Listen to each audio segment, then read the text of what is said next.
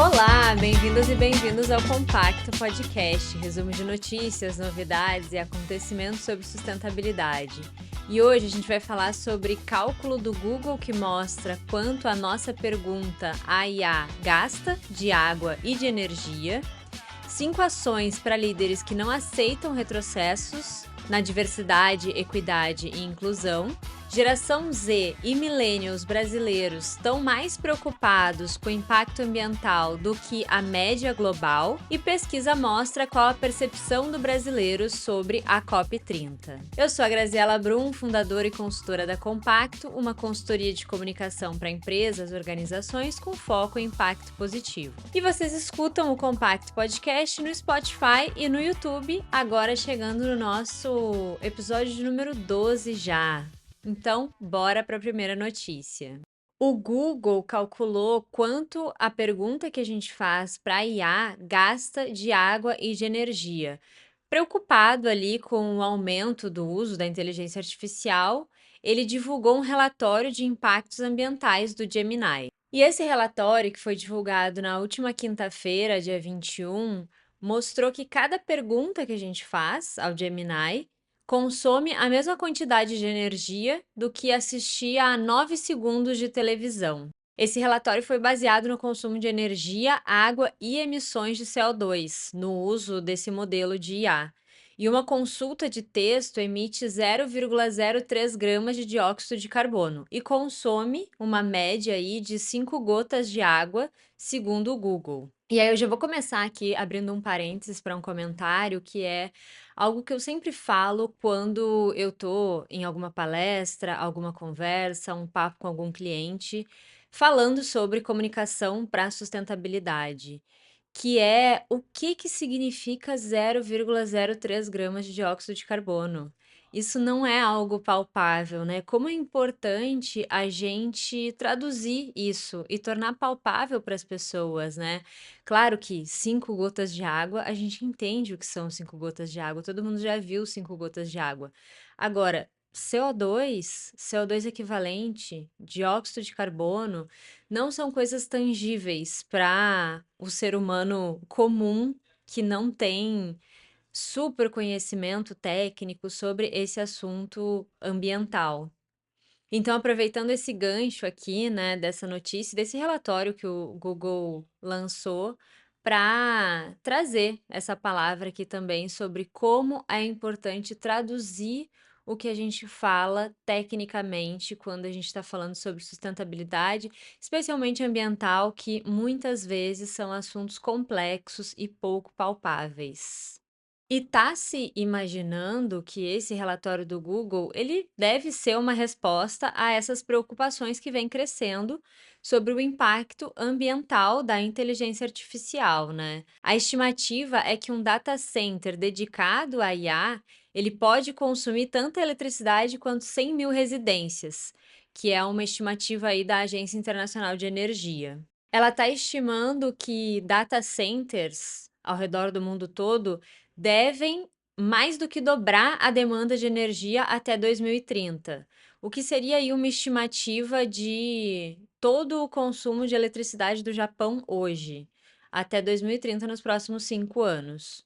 O Google até comentou e se posicionou em relação a isso, falando que as outras empresas de tecnologia não divulgam o gasto de energia dos seus modelos de IA com tantos detalhes que nem o Google fez, mas que tem a esperança, a expectativa de que isso mude. Então, de repente, é uma forma aí de a empresa também estar puxando à frente, ser vanguarda e ser pioneira nesse movimento, para que outras também comecem a fazer e a gente ter mais transparência nesses dados. As emissões do Google aumentaram 51% desde 2019, por conta da inteligência artificial.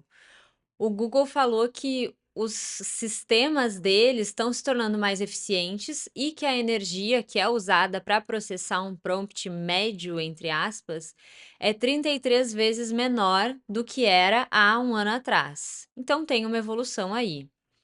O tipo de consulta que é feita à inteligência artificial generativa também impacta no gasto que ela vai gerar. As demandas de energia podem ser menores se você puder reduzir um pouco esse vai e vem e tornar o seu prompt mais simples e mais fácil de entender. Para fazer essa conta, o Google usou uma mediana, que pega ali a média do que, no geral, é pesquisado e é perguntado para a inteligência artificial. Porque, de fato, alguns prompts, algumas perguntas, alguns comandos, a inteligência artificial, eles vão ser mais elaborados e vão exigir mais energia. E aí essa média pega tanto os mais elaborados quanto os mais simples e divide ao meio. Só que ela não está considerando a geração de imagens e vídeos, por exemplo, porque isso gera muito mais, dezenas de vezes mais demanda de energia. O Google também não considerou o tamanho dos pedidos e se teve, por exemplo, o chamado reasoning, que é um processo que a IA tenta e testa vários resultados até chegar no mais adequado, no mais apropriado ali. E a boa notícia é que o Google concluiu que os gastos são menores do que a estimativa que circulava antes em alguns estudos na academia. Só que claro que isso não é motivo para, então vamos cruzar os braços e tá tudo resolvido, né? Mas de fato, a expectativa, a estimativa era maior do que é na prática. E aí outras empresas também divulgaram o impacto ambiental das suas IAs, mas de forma menos detalhada, que nem a gente comentou, em comparação com o Google. O ChatGPT, por exemplo, da OpenAI, calculou que uma consulta média gasta a mesma energia que um forno ligado por mais de um segundo. Olha os comparativos aí. Só que eles não especificam o que é considerado uma consulta média, nem a metodologia que eles usaram para chegar a essa conclusão. E aí vem outra problemática, outra questão da comunicação para a sustentabilidade. É a transparência até certo ponto, né? Então, eu falo qual que é o resultado, o dado final, mas eu não falo como eu cheguei até ele. Isso também é uma questão, né? Porque enfim, pode abrir margem aí para diferentes manipulações desse dado, interpretações. É sempre bom, sempre que possível, ter uma transparência maior e contar também o processo, os bastidores, a metodologia para chegar nesses dados. E a Mistral AI, que é uma empresa francesa, divulgou que para gerar uma página de texto, o gasto médio é de 50 ml de água, que é o suficiente para cultivar um rabanete. Essa eu achei interessante.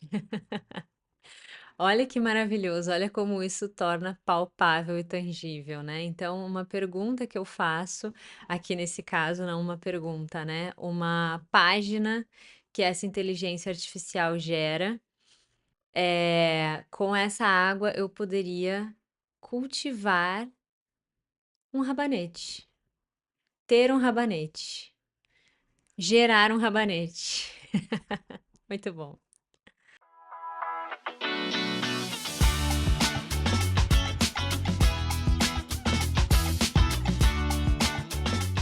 Indo para nossa segunda notícia, a gente vai falar de 5 ações para líderes que não aceitam retrocessos em diversidade, equidade e inclusão.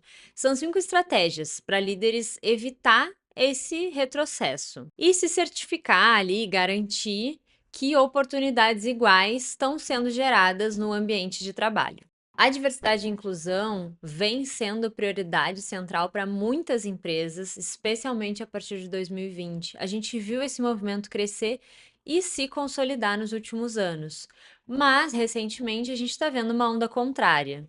Empresas, grandes empresas voltando atrás nas suas políticas de diversidade e inclusão, decretos recentes do governo dos Estados Unidos, tudo isso vai minando e retrocedendo esse processo de diversidade nas empresas que avançou tanto nos últimos anos. E hoje a gente vai falar sobre algumas ações para líderes que justamente não concordam com esse ponto de vista e esse movimento e não querem retroceder no campo da diversidade e inclusão, nos seus times, nas suas empresas. Como a gente já falou no nosso primeiro episódio desse podcast, onde a gente traz impactos ao abandonar as políticas de diversidade e inclusão. Se não ouviu ainda, coloca na sequência para ouvir também, que é interessante. E a primeira possível ação para evitar esse retrocesso é normalizar a transparência salarial. Porque se a gente não sabe que a gente recebe menos, é bem menos provável que a gente vá pedir aumento. E estudos mostram que a diferença salarial entre homens e mulheres é, em média, 18% menor em empresas que têm uma alta transparência de remuneração. Muitas empresas tratam o sigilo salarial como uma vantagem estratégica, mas isso também é uma barreira para a equidade. E aí cabe às empresas priorizar o progresso da diversidade, da igualdade, e em detrimento de lucros e quebrar a cultura essa cultura do silêncio. Eu lembro de uma história, tem mais de 10 anos essa história, então assim, não vou conseguir lembrar dela com riqueza de detalhes e também vai ser difícil checar. Mas, assim, a grosso modo, era uma história de que o Google nos Estados Unidos, uma empresa que a gente acabou de falar na notícia anterior, ele proibiu e incentivou fortemente seus funcionários a não dividirem o seu salário. E isso, uma empresa não pode pedir isso, né? É proibido. E aí, como forma de protesto, os funcionários criaram uma planilha anônima, onde eles colocavam o seu cargo e o seu salário, sem revelar o nome, e eles conseguiam equiparar ali, comparar, né, se eles estavam acima, abaixo. Foi um grande movimento naquele momento. Hoje a gente já tem ferramentas, né, como o Glassdoor. Eu acho que hoje as pessoas já estão mais acostumadas com esse tipo de conversa e habituadas a ter acesso a essa informação, apesar de que no Brasil isso é zero uma cultura, né? O brasileiro não fala sobre quanto ganha, quanto faz, é bem mais comum nos Estados Unidos. Como segunda ação, a gente tem questionar o viés sempre que ele aparecer. O que que isso quer dizer? O que que isso significa? Um viés é um preconceito que está ali com base no que a gente aprendeu e não necessariamente no que aquela pessoa é ou representa de fato. É o que a gente logo assume, associa ao ver alguém por conta do gênero, da raça, da idade. E isso é muito comum no mundo corporativo e na vida, claro, e não diminui de graça, sem esforço. E assim, é desconfortável. A gente às vezes prefere ficar em silêncio para manter ali uma relação, não gerar um clima. Só que ao fazer isso, a gente está ajudando a reforçar esse preconceito e perpetuar esse viés também, porque isso contribui para que as próximas gerações também sofram desse mesmo tratamento que não é igual, é injusto.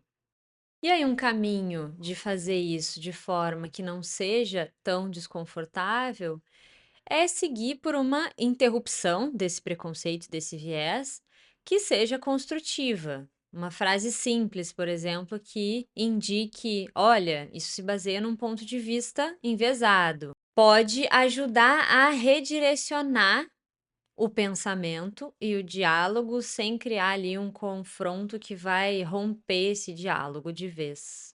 Como terceira ação, avaliar cada candidato com atenção. A matéria está trazendo uns dados interessantes aqui. Que poucas mulheres se candidatam a cargos com visão de futuro e profundamente técnicos. E as que fazem, frequentemente minimizam as habilidades delas e as conquistas. Um estudo descobriu que 84% das mulheres se sentem desconfortáveis em discutir as suas conquistas profissionais e 69% minimizam de forma ativa as suas realizações. E falando de outro recorte de diversidade, entrevistas de emprego, por exemplo, podem ser uma fonte de estresse para candidatos que são neurodivergentes. E isso acaba, claro, afetando a capacidade dessas pessoas de se apresentar de uma forma eficiente e eficaz. E outro ponto importante para considerar dentro dessa ação é que a pessoa pode ser muito talentosa e ter muito fit, tá com muita vontade de trabalhar naquela empresa. Mas se esse candidato em potencial olha para essa equipe e não se enxerga nela, não vê pessoas que se parecem com ele ou compartilham das mesmas experiências, essas pessoas vão cogitar outros caminhos, muito provavelmente. Elas não vão se ver presentes, prosperando nessa organização, nessa empresa e nem pertencendo também. E isso acaba acarretando em a empresa perder talentos, candidatos, que vão saindo de uma forma quase sistemática do campo de possibilidades dessa empresa. Então, é fundamental que isso seja considerado no processo de recrutamento das empresas. Que cada candidato seja visto de forma individual, de acordo com cada realidade e recorte. Na ação de número 4, outra possibilidade é usar a linguagem inclusiva de forma consistente, em anúncios de vagas, por exemplo.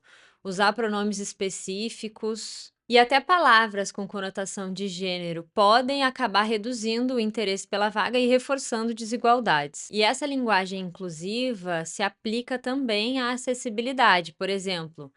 Usar termos muito poéticos, que não deixa claro o que está querendo ser dito na descrição de uma vaga, pode dificultar bastante quem está do outro lado a entender, para candidatos neurodivergentes, por exemplo, de novo.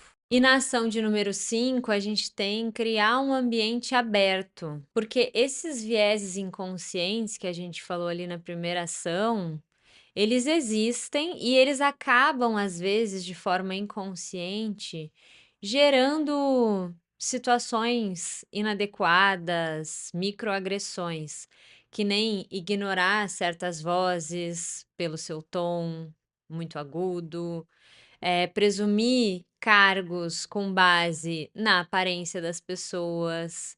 Então, são hábitos que são difíceis de reconhecer e principalmente de mudar, mas que eles existem e a gente tem que estar atento a eles. E despertar consciência para isso já é um passo, ter intenção de mudar já é outro, mas olhar para o outro atentamente, com atenção, genuinamente com o interesse de conhecer a pessoa que está ali do outro lado, sem assumir tudo com base no que a gente está vendo, é um passo bem importante, junto com o letramento também, para diversidade e inclusão. Isso é super importante dentro das empresas e causa uma transformação enorme.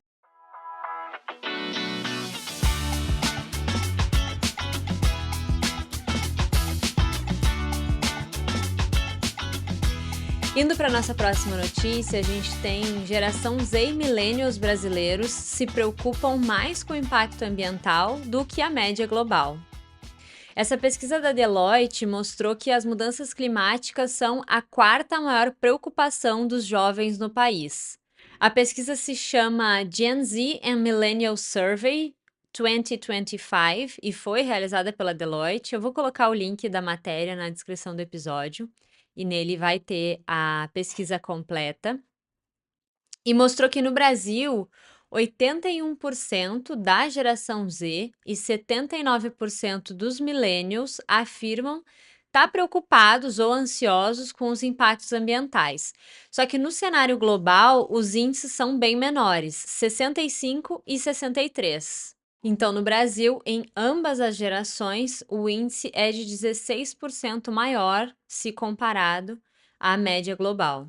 E esse tema está aparecendo entre as 5 principais preocupações dos jovens brasileiros, ficando atrás do custo de moradia, o desemprego e a saúde mental, e está à frente de questões como criminalidade e segurança pessoal. E a Deloitte vê parte dessa diferença explicada pela experiência recente que o Brasil está tendo com eventos extremos.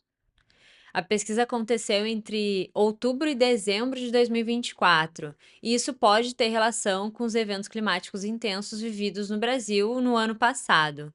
E tem um outro fator que também pode estar contribuindo, que existe nessas gerações uma perspectiva de que o Brasil seja um grande agente de transformação climática, pelo potencial que ele tem. E a pesquisa também mostrou que essa preocupação ambiental se reflete em mudanças práticas de consumo e de trabalho do dia a dia. 72% da geração Z e 74% dos millennials brasileiros estão dispostos a pagar mais por produtos e serviços sustentáveis, em comparação com uma média global de 65 e 63. De novo, aí uma diferença relevante. Mais de 40% pesquisam sobre a conduta ambiental das empresas antes de consumir. Olha que importante isso. E mais da metade planeja adquirir veículos elétricos e adaptar as suas casas para tornar elas mais sustentáveis. Quando a gente fala de mercado de trabalho, a sustentabilidade também já é um critério de escolha. 80% da geração Z e 84% dos millennials no Brasil avaliam as políticas ambientais das empresas antes de aceitar uma oportunidade de emprego, contra 70% na média global. E essas duas gerações também afirmam pressionar os seus empregadores a adotar medidas de proteção ambiental.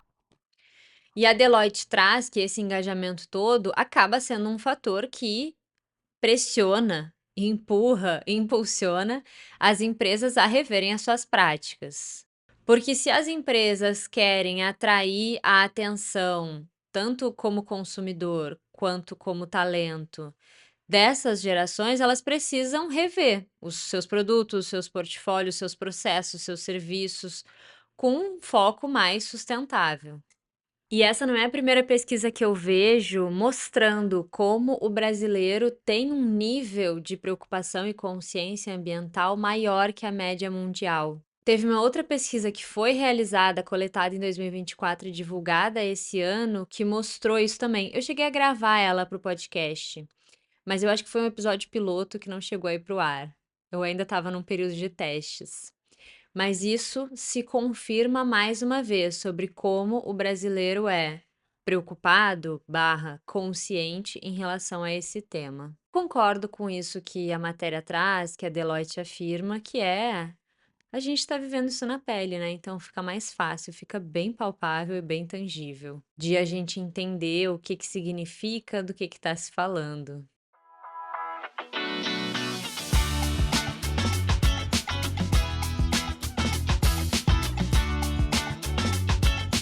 E indo para nossa última notícia, a gente tem pesquisa mostra qual é a percepção do brasileiro sobre a COP30.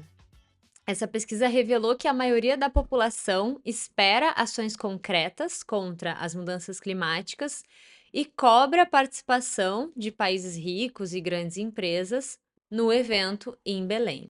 Essa pesquisa foi realizada pelo Instituto Locomotiva e mostrou um cenário otimista em relação às expectativas da população brasileira sobre o evento. Que bom, né? Com base nesse levantamento, 90% dos brasileiros acreditam que a conferência vai ter um impacto prático no combate à crise climática. Eu também acredito, quero acreditar, espero que sim. E 83% da população defende maior investimento do governo em soluções climáticas, enquanto 81%, 2% a menos, esperam que os países mais ricos, que são os principais emissores de gases de efeito estufa, assumam as suas responsabilidades no combate às mudanças climáticas.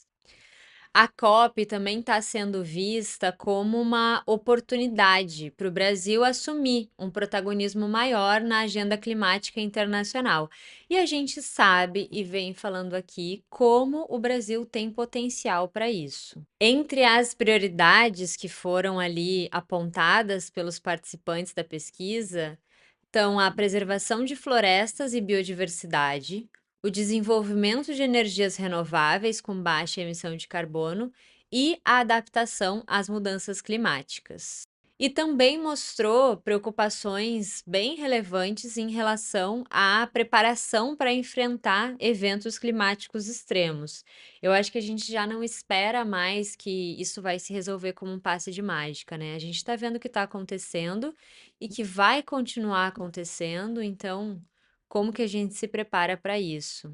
43% dos entrevistados afirmaram que suas cidades não estão preparadas para lidar com impactos climáticos severos.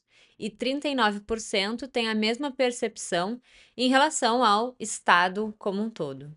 E essa pesquisa também trouxe, como não podia ser diferente, um ponto de vista social sobre essa crise climática, indicando que as consequências dela afetam de forma muito mais intensa as populações e países com menos recursos para resistir aos impactos do aquecimento global e das mudanças climáticas. Às vezes eu tenho um pouco de dificuldade de falar crise climática, só aqui no podcast. Na vida real isso não acontece, não sei por quê. Crise climática, crise climática. Agora saiu. E hoje a gente falou sobre o Google calculando quanto as nossas perguntas à inteligência artificial gastam de água e de energia. 5 ações para líderes que não aceitam retrocessos em diversidade e inclusão. Geração Z e millennials brasileiros estão mais preocupados com o impacto ambiental do que a média global. E pesquisa mostra qual a percepção do brasileiro sobre a COP30. E eu vou pedir para vocês aproveitarem e seguirem o Compacto Podcast no Spotify, no YouTube. Se vocês estão gostando dos episódios, ativa o sininho em ambas as plataformas ou na plataforma que vocês acompanham também, para serem avisados quando sai um episódio novo. Vocês encontram a Compacto no LinkedIn, no Instagram @compactoci e no compactoci.com, e vocês me encontram no LinkedIn como Graziela Brum. Um beijo e até o próximo episódio.